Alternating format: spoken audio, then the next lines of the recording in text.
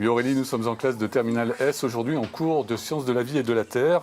Avec moi, Claire, prof de SVT, pour parler de cette fameuse classe inversée. Si je dis qu'ici, les rôles sont inversés en quelque sorte, que ce sont les élèves qui construisent le cours, est-ce que c'est un bon point de départ ? Oui, je pense que c'est un bon point de départ, effectivement. Les élèves se mettent en groupe et ils échangent entre eux pour pouvoir effectivement construire le cours, manipuler les idées, les notions, tout ça à l'aide de petites vidéos que je leur donne en plus et qu'ils peuvent regarder autant de fois qu'ils veulent, quand ils veulent, pour pouvoir construire les notions et donc leurs apprentissages. Alors les petites vidéos dont vous parlez, c'est un peu le matériau de base, ça s'appelle des capsules. Oui, ça s'appelle des capsules. C'est vous et les autres professeurs qui les fabriquez. Oui. De quoi s'agit-il exactement ? Comment c'est fait ?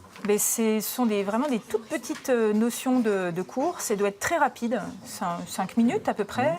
Et les 5 minutes-là doivent apporter une notion de façon efficace pour qu'ils puissent réussir à comprendre l'activité que je leur donne et qui est en lien. En fait, ce qui est important, c'est qu'ils se posent une question et qu'ils voient la nécessité de regarder la capsule parce qu'ils ne peuvent pas l'inventer la réponse.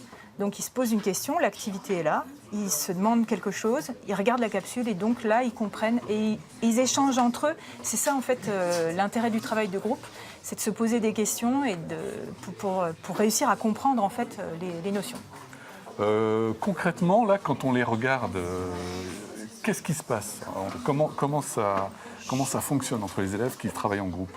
Alors, ils avancent en fait à leur rythme, c'est ça l'avantage du site de travail, c'est que les élèves qui ont besoin de prendre plus le temps pour comprendre les choses vont avancer un petit peu moins vite, et ceux qui sont plus rapides et qui comprennent vite vont pouvoir faire plus d'activités. En fait, je gère l'hétérogénéité comme ça. Aujourd'hui, les classes sont assez hétérogènes et c'est difficile quand on emmène les 35 élèves en même temps de pouvoir s'occuper de tout le monde et de respecter le rythme de chacun. L'avantage de la classe inversée, c'est vraiment ça, c'est de permettre à chacun de trouver son rythme. Ceux qui vont aller plus vite, ils pourront aller plus loin.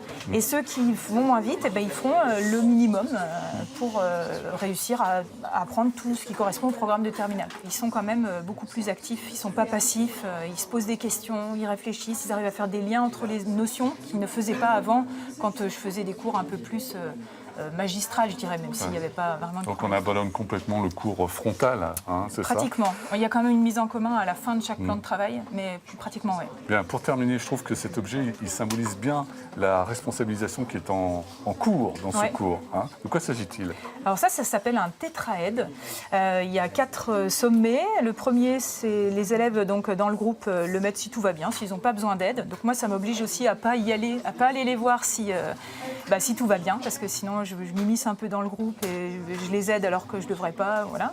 Le côté bleu, ils le mettent s'ils ont une question, un petit problème. C'est pas très pressé, mais ça serait bien que je vienne. Le côté rouge, ils sont complètement bloqués, ils n'y arrivent plus, il faut que j'arrive tout de suite.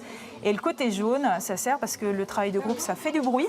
On l'entend derrière nous. Donc, si les élèves trouvent que le bruit est trop fort et que ça les gêne pour travailler, ils mettent le côté jaune.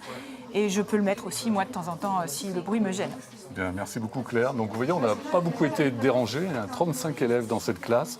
Pour terminer, sachez que le lycée Jeanne d'Arc met en route aussi 2 autres méthodes d'apprentissage alternatifs.